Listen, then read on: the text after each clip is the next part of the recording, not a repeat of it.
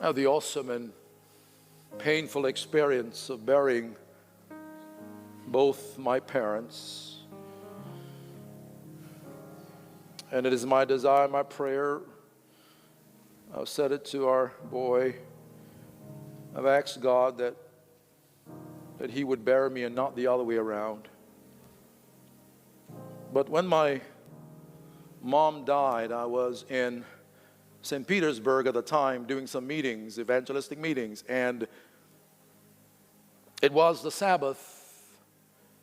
And interestingly, Kirk, the subject I was preparing to preach was on the state of the dead. My friend called me. He said, "Noel, are you sitting down?" He said, "Your mom has passed." And I said, "Well, all right. Lord, let me lay that aside for now and finish these meetings. I'll mourn later."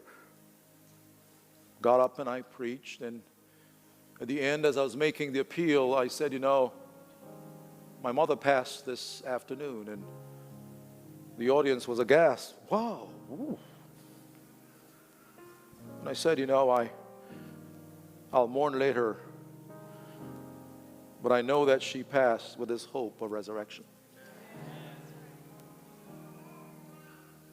Then a few years after my dad passed, and when my mom passed, it really was hard. I could not do anything at the funeral. I wrote something for them to read. And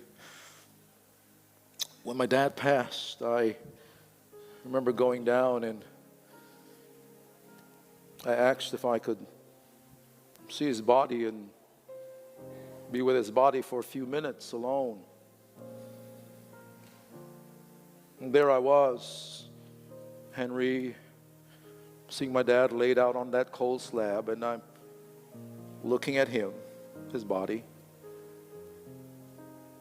and I'm reminiscing on how much God used him to shape and pour into me, how much he helped me to appreciate Scripture and to dig deep, how much of this voracious appetite I have for reading came from him.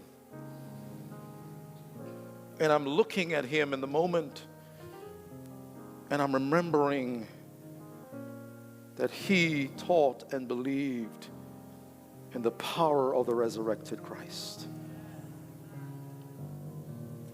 And that I'll see him and my mother again, because there's power in the resurrection.